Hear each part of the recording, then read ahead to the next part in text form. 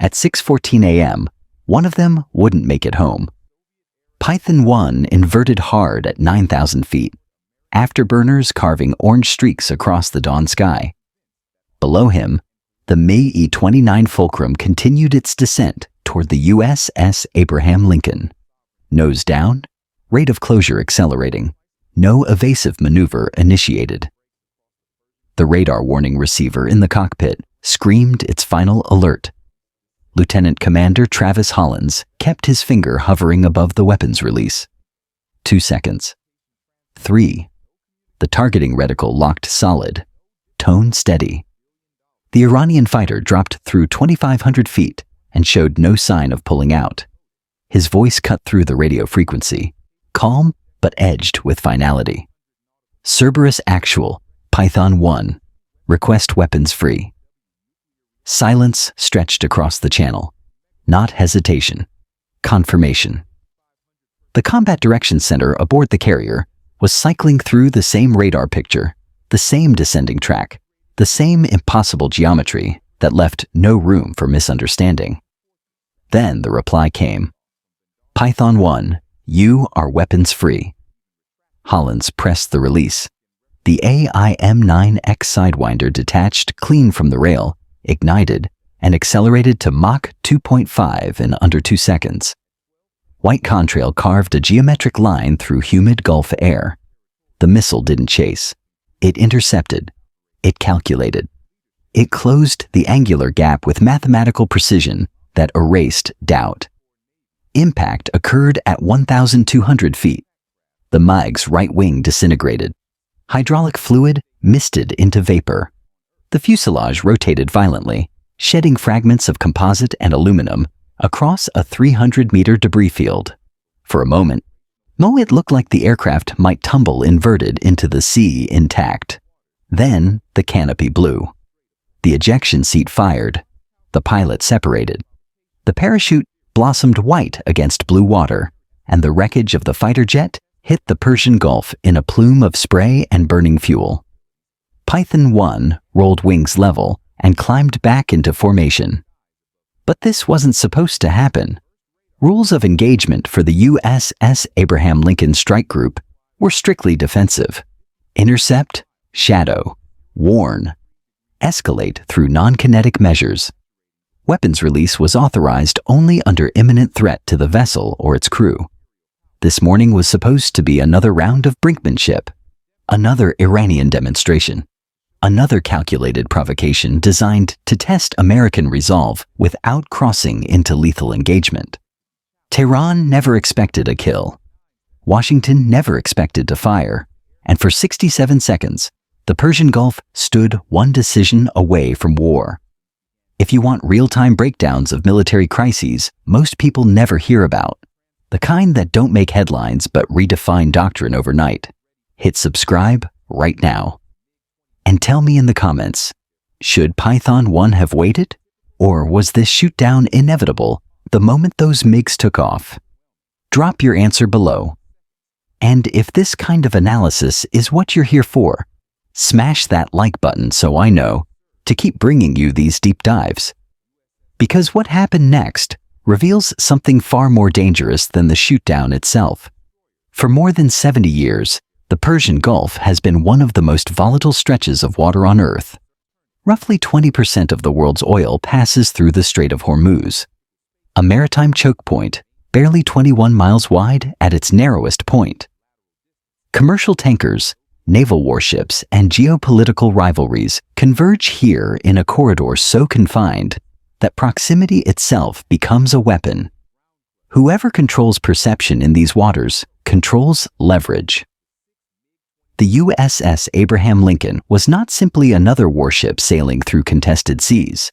She represented a strategic doctrine built on persistent forward presence, a philosophy that American aircraft carriers exist not just to fight wars, but to prevent them by being visible reminders of overwhelming capability. To Tehran, however, that presence carried a different meaning. A U.S. supercarrier operating within striking distance of Iranian coastline was not neutral deterrence. It was encroachment. For decades, Iranian military planners had studied the carrier strike group as both symbol and target. State media frequently portrayed American carriers as vulnerable relics of imperial overreach. Revolutionary Guard commanders spoke openly about closing the strait and neutralizing foreign naval power if Washington ever crossed certain lines. This tension had been building for months. U.S. naval forces had conducted repeated freedom of navigation operations near Iranian-claimed waters. Surveillance flights had increased. Iranian fast attack craft had staged aggressive maneuvers around American destroyers. Anti-ship missile drills were broadcast on state television with deliberate messaging. Iran could challenge the most powerful navy in the world. But signaling strength is a dangerous game in confined waters. The Islamic Revolutionary Guard Corps Navy and the Iranian Air Force operate under a doctrine that blends conventional capability with psychological pressure. They test response times. They probe radar envelopes. They measure reaction thresholds without necessarily seeking combat. The objective is intelligence collection, narrative shaping, and demonstration of defiance. The problem is that in modern warfare, invisible lines can be crossed in seconds. Intelligence assets tracking Bandar Abbas Air Base had noted unusual activity beginning 3 days prior. Satellite reconnaissance observed increased fuel deliveries.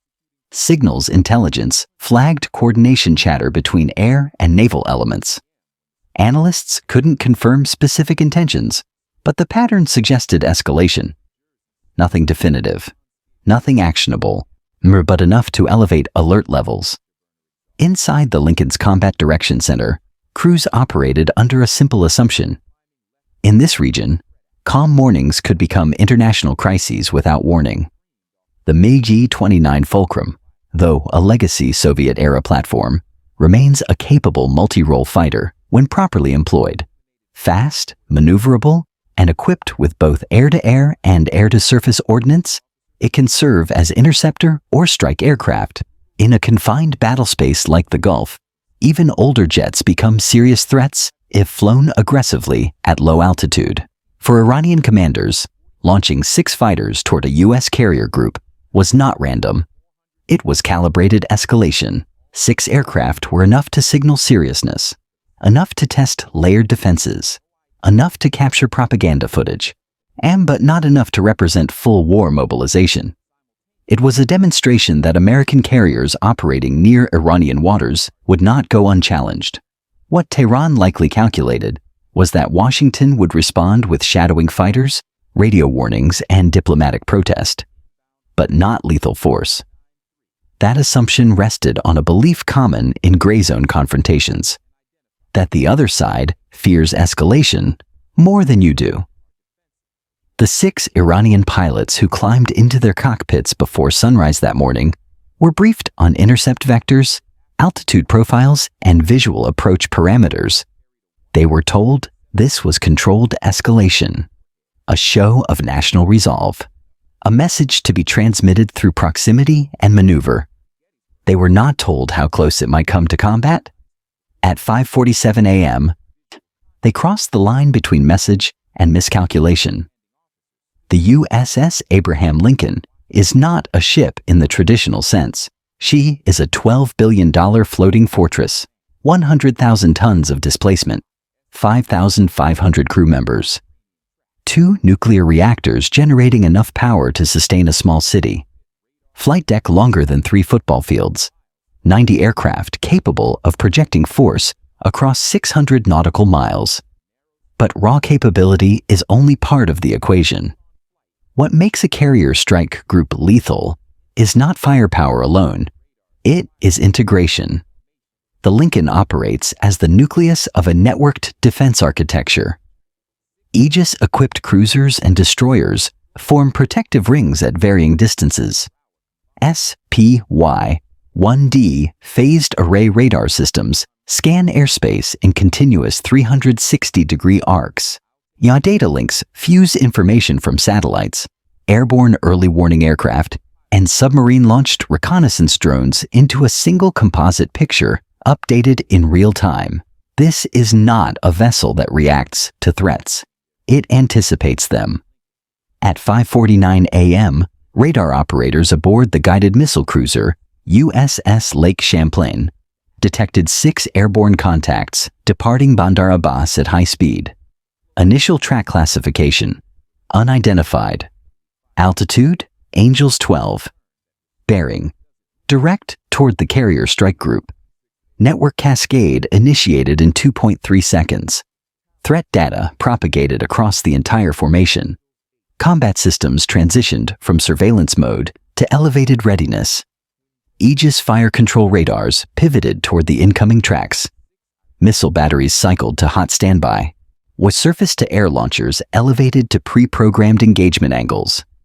Aboard the Lincoln, the alert scramble began. Flight deck crews sprinted across non-skid surface, still wet with morning condensation.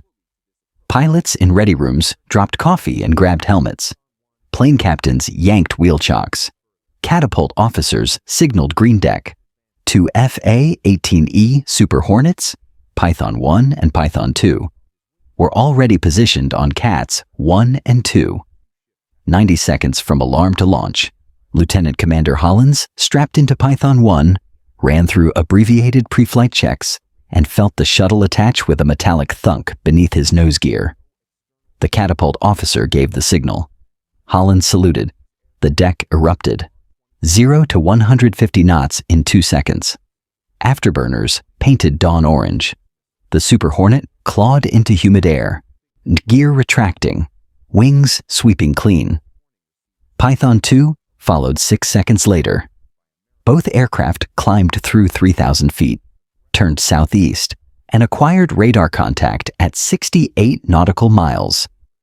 The Iranian formation was inbound at 450 knots. Descent profile suggested low-altitude approach.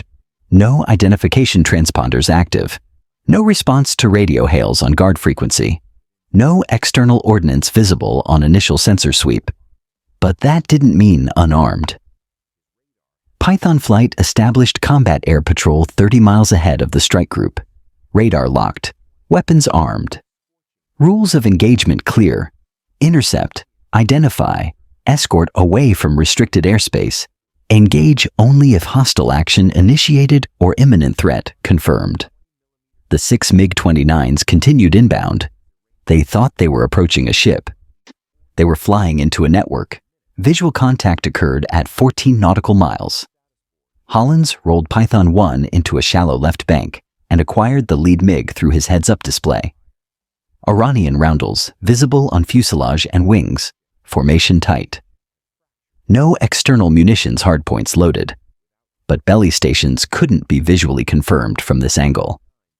Radar warning receivers remained active. That meant the fulcrums were tracking him just as he tracked them. This was mutual acknowledgement. Python 2 slid into trail position 3,000 feet behind and slightly above, maintaining geometry that allowed overlapping fields of fire without mutual interference. Standard intercept doctrine. The 2 American fighters matched speed and altitude with the Iranian formation, not close enough to make presence unmistakable, but not so close as to provoke defensive maneuvering. For 11 minutes, both formations flew parallel headings. No radio communication, no gestures, just sustained mutual observation at 300 nautical miles per hour. Then the Iranian formation split. 4 MiGs peeled left, climbing into high cover. The remaining 2, including the lead aircraft, descended sharply and accelerated toward the Lincoln's outer escort screen. This was not interception. This was demonstration. The 2 low-altitude MiGs dropped through 2,000 feet, leveled off at 500, and executed a high-speed pass directly over the guided missile destroyer USS Michael Mansour. Deck crew scattered. Close-in weapon systems tracked the overflight, but held fire. The fighters were subsonic, non-maneuvering, and presented no immediate threat signature that justified engagement. But the message was clear. We can get this close. Hollins transmitted on-guard frequency, voice level, and professional. Unidentified aircraft, you are operating in restricted airspace. Alter course to heading 090 and climb to Angels 10. Acknowledge. No response. The two MiGs pulled into a climbing left turn, rejoined formation with the high cover, and began a wide orbit around the carrier strike group at 15 miles radius. Signals intelligence teams aboard the Lincoln intercepted telemetry bursts. The Fulcrums were transmitting radar pictures back to Iranian ground stations. This was intelligence collection. 17 minutes elapsed. The orbit tightened to 12 miles, then 10. Radar warning tones became constant background noise. Your Phalanx close-in weapon systems tracked the 6 contacts with automated precision, ready to engage autonomously if any aircraft crossed inner defense thresholds. Tension aboard the carrier was no longer theoretical. Then the lead MiG broke from formation and dove. Not a lazy descent, an aggressive combat dive. Nose down 30 degrees. Throttle advanced. Rate of descent 8,000 feet per minute. Trajectory aimed directly at the carrier's island superstructure. Altitude 3,000 feet. 2,500. 2,000. Hollins rolled inverted and pulled into a descending spiral, keeping the MiG centered in his targeting reticle. Radar lock solid. Missile tone acquired. His right thumb hovered over the weapon's release paddle. 1,500 feet. 1,200. Aboard the Lincoln, Phalanx tracked the descending contact. Even if that aircraft crossed 800 feet with current trajectory, the automated system would fire without human authorization. 1,000 feet. Hollins transmitted. Cerberus actual, Python 1. Bandit descending through 1,000 feet. No pullout initiated. Request weapons free. The Combat Direction Center verified radar picture. Cross-checked trajectory analysis. Confirmed no evasive maneuver detected. The descending MiG was either malfunctioning or conducting an attack profile indistinguishable from genuine hostile intent. 2 seconds passed.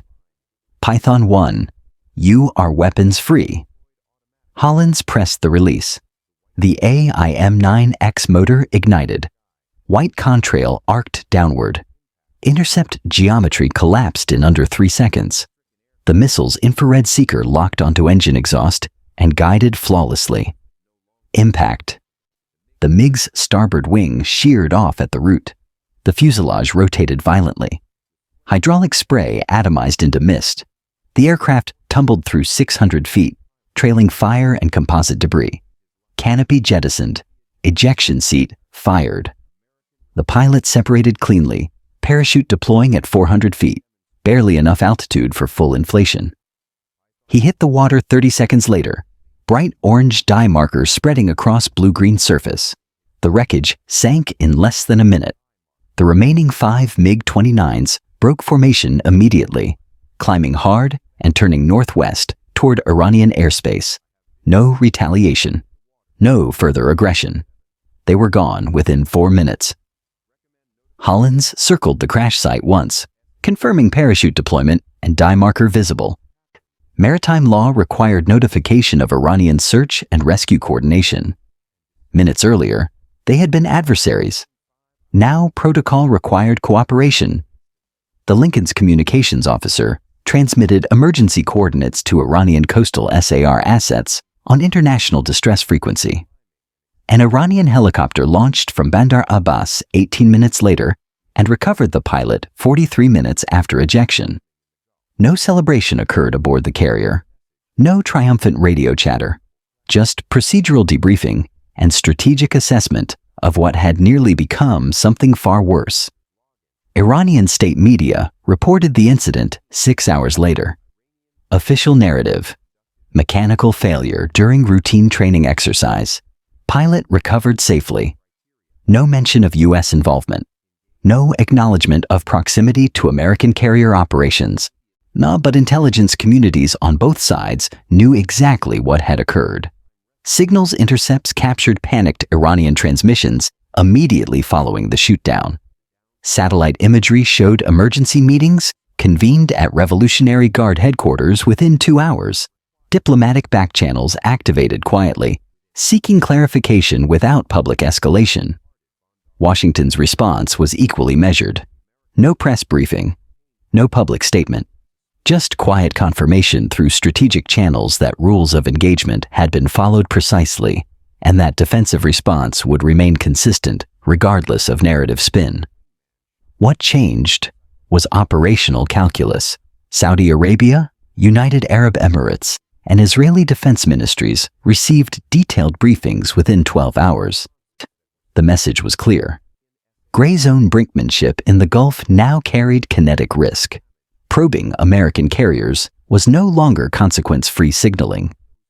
Iranian tactical doctrine adjusted accordingly.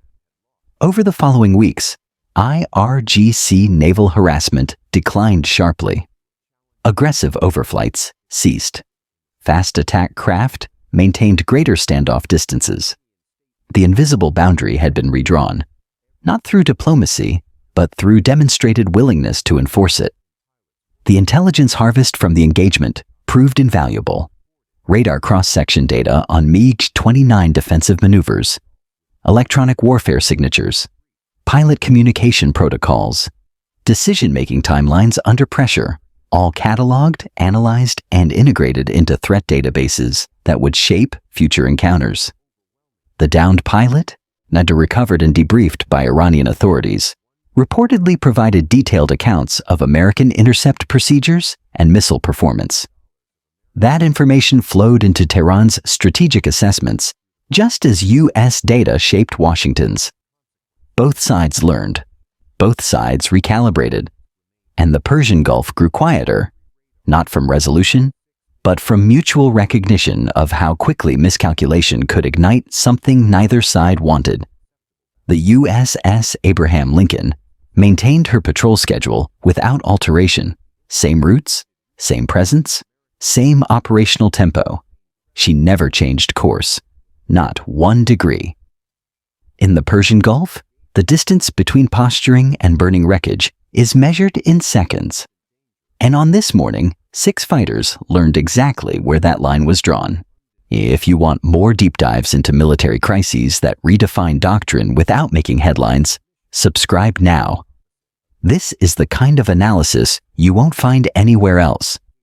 And tell me, what do you think would have happened if that missile had missed?